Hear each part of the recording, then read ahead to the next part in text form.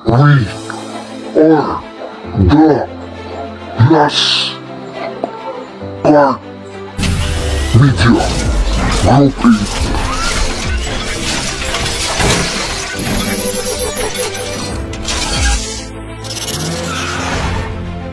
Ang huling baraha. Editor. Jeff Garcia. Reporter.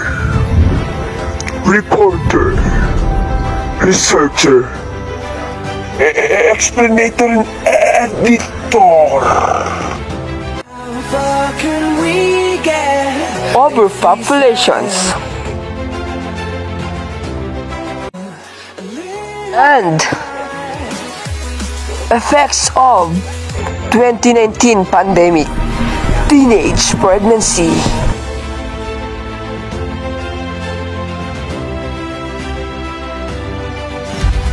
Introducing my first reporter, Isham Sinswat Kudarat.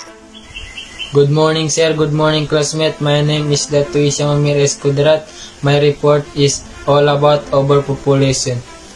Teenage pregnancy is related to overpopulation. Overpopulation happens when the increase in the population of a place results into insufficiency of space, food, water, or other resources available to support it. These population figures highlight the following development issues. Number 1. An increasing number of jobs for the growing numbers of people in the working age 15 to 64. Number 2.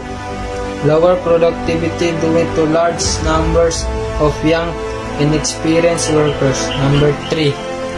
Larger number of retired people in relation to workers, 110.8 million according to PAPCOM. Number of Filipinos in 2021 estimated at 110.8 million. Size of families trending lower at 4 members.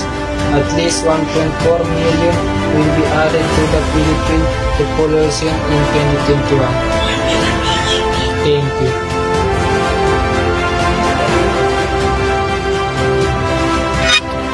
Second reporter, Miss Alibay Kasim Talib.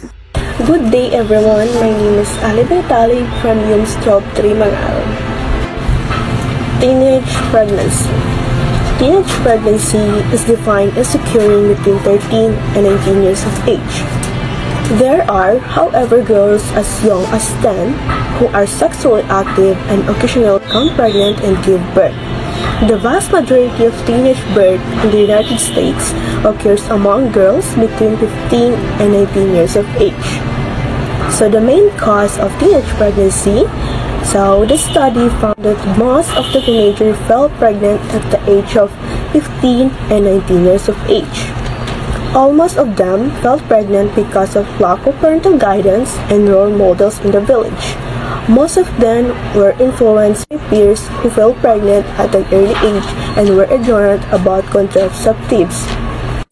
These are the reasons for teenage pregnancy. Number 1.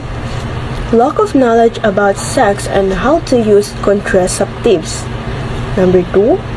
Barriers to access contraceptives including negative attitude of health staff. 3. Peer pressure, sexual assertion, low self-esteem, low education expectation, poverty, and family breakdown. 4. Heightened sex-based message in the media. Teenage pregnancy affect overpopulation. At the aggregate level, a high teenage pregnancy rate contributes to high population growth as teenage mothers will have considerable longer exposure to the risk of pregnancy than those who enter into marital unions at a later age. Adolescent pregnancy can also have negative social and economic effect on girls, their families, and communities. Unmarried pregnant adolescents may face stigma or rejection by parents and peers and threats of violence. Solution and prevention for teenage pregnancy. Developing a community-based approach which utilizes school sex education, integrated with parent, church, and community groups, increasing teenage knowledge of contraception and providing counseling and medical and also psychological health, education, and nutrition. We can also prevent and reduce teenage pregnancy through oral contraceptional pill, implanon, injectable contraception, male and female condoms, dual protection, male and female sterilization. And my teacher, Ella. Wow!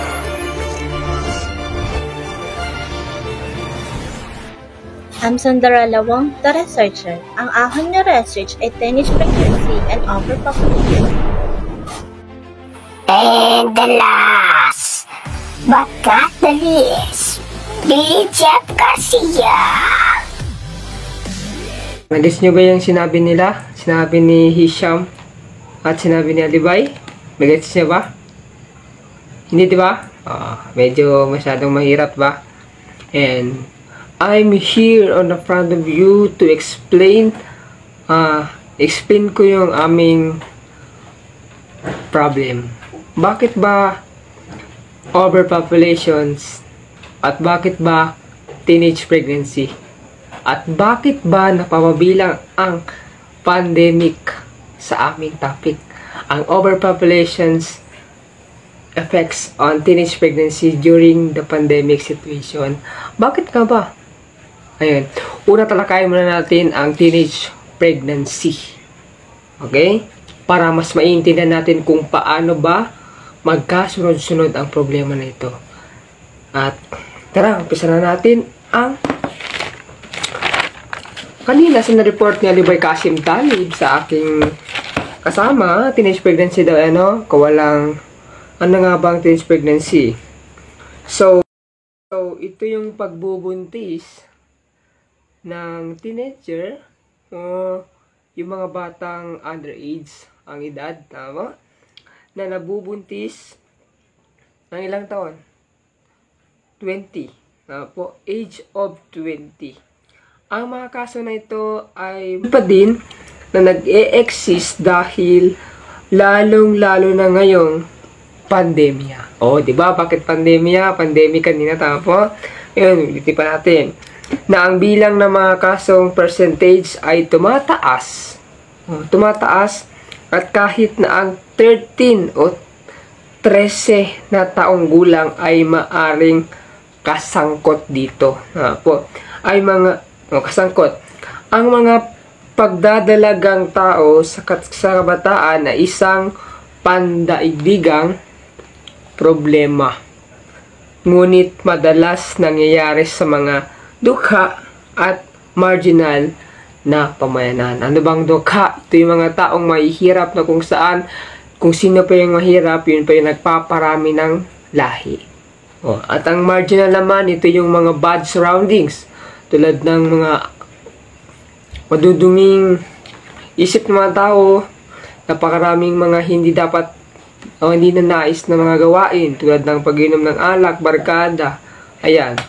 Dahil sa alak, nag-uumpisa ang pagtatalik ng isang lalaki at isang babae. Nagets nyo? Isa pa, nagdaragdag ng pagbubuntis ng mga bata kapag tinatanggihan ang mga batang babae ng karapatang magpasya. Tungkol sa kanilang kalusugan at kagalingan sa sexual.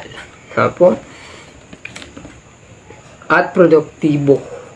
Ang mga batang babae ay dapat na makapagpasya tungkol sa kanilang mga katawan. Bakit? At kinatakasan at magkaroon ng access sa naangkop na mga serbisyong pangkalusugan at edukasyon. Why? Because 1 in the 10 young Filipino women age of 15 to 19 is already a mother. Are pregnant with the first child. Hindi lang sa Pilipinas nangyari ito, kundi sa mga iba't ibang bansa ng mga mahihirap, no? Pero ang Pilipinas din ay isang pangunahing produktibo ng mga tao. Overpopulation, Dumarami ang teenage pregnancy nung mga nakaraang taon, pero mas lalong umakyat ang increase o ang percentage nung nagpandemya. Bakit? Bakit pandemya? Bakit pandemya ang sinisisi dito? Dahil sa pandemic na ito, maraming kabataan ang nalulong sa pagtatalik. Bakit? Dahil walang libangan. At ang mga kabataan ay walang alam sa sexual education o sex education sa madaling salita. Nagets nyo? Ano nga ang teenage pregnancy? Teenage pregnancy ay pagbubuntis ng maaga. At sa kaso na rin ito ay dito sa Pilipinas, sinasabi ng mga doktor na kung saan kapag ang babae na minor de edad, kapag naagang nabuntis ay may possibility na mamamatay ang ina o ang anak. Why? Because ang bilat ng babae kapag maliit ay hindi pa lalabas ang bata. Mahihirapan at mahihirapan ang ina o ang batang ina na magluwal ng kanyang anak. Kasi maliit pa yung butas ng labasan ng anak. Kaya nagkukos ito ng kamatayan. O sa madaling salita, mayroon mang ginagamit ang scientific na i-slice na yung tiyan mo. Hindi ko na alam kung anong tawag doon. At itinuturing din ngayon ng National Economic Development Authority o NEDA. Ang pagbubuntis ng maaga o teenage pregnancy bilang isang national socio-emergency, hinihikayat na magpasa ng teenage pregnancy bill. Itinuturing ngayon ng National Economic Development Authority ng teenage pregnancy ay lalong nag-increase ang percentage niya. Di katulad sa mga according to 2013, 2014, 2015. Masyadong tumaas. Pero nung pandemya, umangat. So, according to the survey of NEDA o National Economic Development Authority, mas lalong increase ang kaso ng teenage pregnancy. At gusto na rin ipabatas ng mga tao o mga may kaalaman tungkol sa gobyerno kung saan gustong-gusto nila na ipatupad na ang teenage pregnancy bill. At according to the Biographic Health of Philippine Statistic Authority, ayon sa 2017, 24 na bata o 24 oras na ang natuklasan o pinapanganak kada oras. Kita nyo na? Sa teenage pregnancy, dyan natin malalaman. Ilang bata ang lumalabas sa isang araw? 24 na bata kada oras. So, ibig sabihin, sa 24 hours, 24 times 24, ilan ang lalabas? Sobrang dami ang populasyon. Ano ba ang pinagkaiba ng teenage pregnancy at overpopulation? Patatakil natin mamaya. Ngayon pa, isa pa, sa Philippine statistic authority, kada 10 batang babae o nagdadalaga o yung edad 15 hanggang 19 ay nagbubuntis ng maaga. Kasi sa kakulangan ng kaalaman sa sex. Gets nyo? At labis na kinalarma ng gobyerno sa ngayon ang pagdami ng 19 pababa o 19 below ang nagkakanak. Ano ba ang cause ng teenage pregnancy? Una na dyan, ano ba? Sa inyong kalaman. Isa na dyan ay ang poverty. Bakit poverty? Poverty na naman. Kanina, teenage pregnancy. At anong pinagkaiba ng teenage pregnancy sa overpopulation? Tama mo? Ngayon, poverty. Why poverty? Because the Philippines is the poor country. So that the teenage pregnancy is caused a poverty. Why? Why? Because napakaraming tao ngayon ang naghihirap. Wala kang makitang mahirap dito sa bansa na hindi nanlilimos, hindi nagbabasura. Po, lahat yan nagbabasura. Lahat yan nakikita mo sa daan, sa dagat, sa ilog, sa daan ng train. Poverty, kahirapan. So, ibig sabihin, ang teenage pregnancy, ang mga pagbuntis, ay nagkakos din ng poverty. Una yun, tama po? Ikalawa, ano ba? Ang ikalawa ay ang economical. Ibig sabihin nito, economical, tama po? Nagkakos din siya ng economical problem. Bakit? Dahil sa ating kasipagan sa paggawa ng mga produktibo tulad ng paggawa ng bata ay nagkukos din ng problema sa ating bansa. Bakit? Dahil overpopulated na po ang Pilipinas. Po. At isa pa dito ay ang personal. Personal. Alam naman natin na po, personal. Ngayon, po, masyado nyo bang naintindihan? O masyado nyo naintindihan ba yung teenage pregnancy? Okay na po? Satisfied na po kayo? Marami ako nakitang mga articles, marami ako napanood sa YouTube, sa Google, sa Facebook, ng mga reporters tungkol sa teenage pregnancy.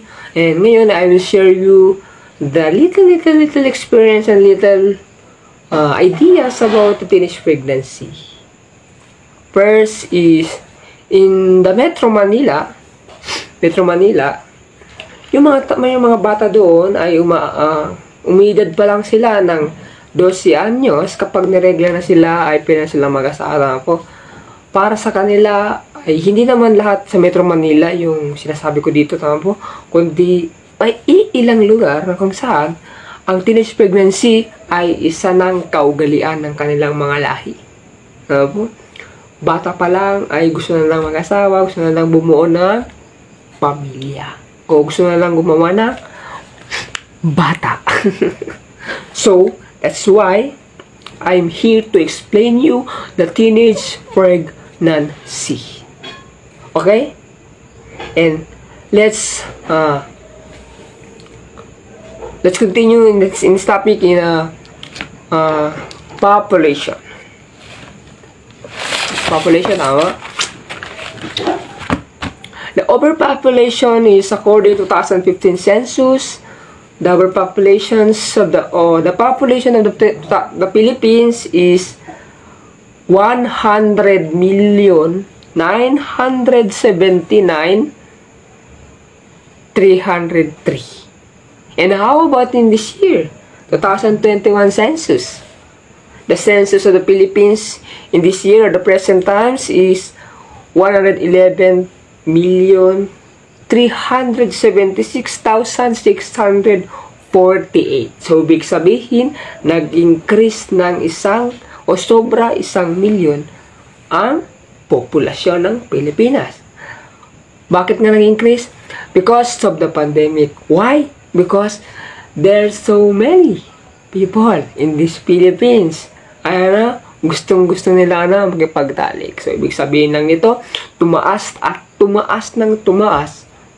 Kung tumaas ang teenage pregnancy, ay mas lalong tumaas ang overpopulation. So that the relatives about the teenage pregnancy and overpopulation is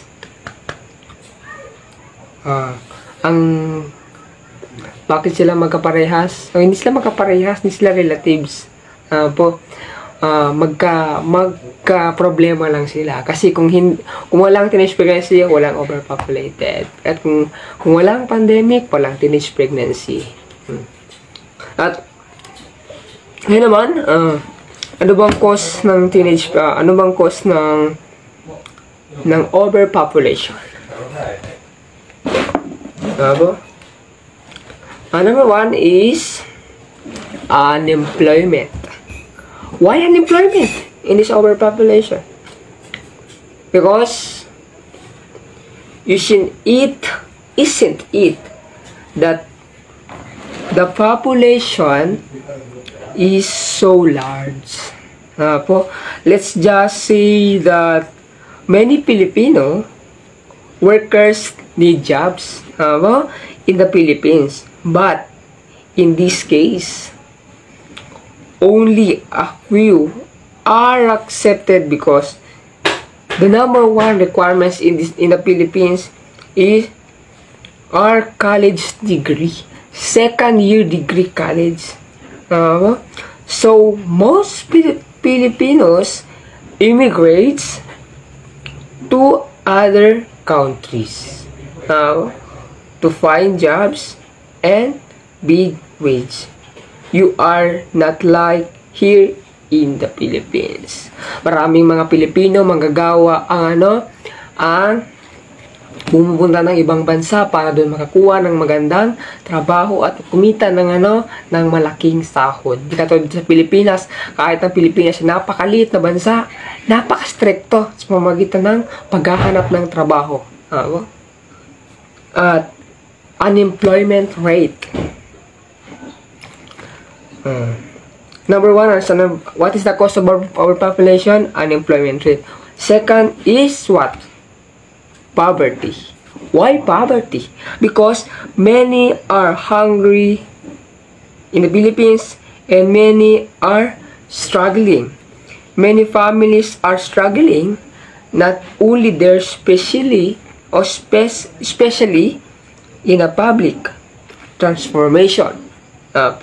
Like jeep should be modern and trends that only result in a country due to the corruptions of those sitting in Congress, the funds of those in a country, and the families who are poor in daily life are not given to the Filipino people because they pocket in the bag person belongings like a vehicle that they need to use especially in their campaign. And also the effect of poverty in the Philippines is the lack of attention and government programs.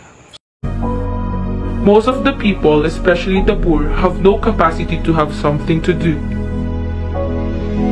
They can go shopping, adventuring, going to parks and malls because of having no money to be spent. That's why the only thing that gives pleasure to them is sex. Not just on adults, but also the teenagers or youth.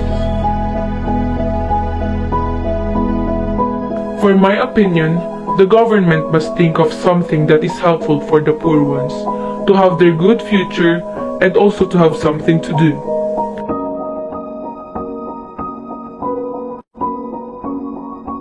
They must give all Filipinos jobs and trainings that will make all poor Filipinos survive from poverty.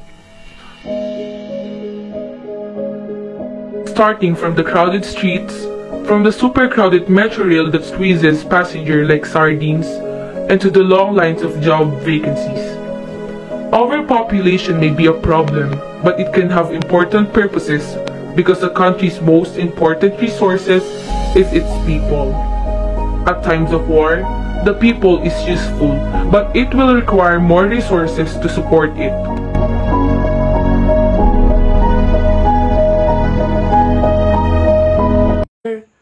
Maraming salamat. Thank you very much for listening in this reports. And I'm a group leader of Group 8, the last card, ang huling baraha. At I hope na marami po kayong naiintindihan sa topic na ito. At I hope na sana marami kayong napupulutang aral sa aming topic nito. Maraming salamat. I'm Billy Jeff Garcia, proud Filipino.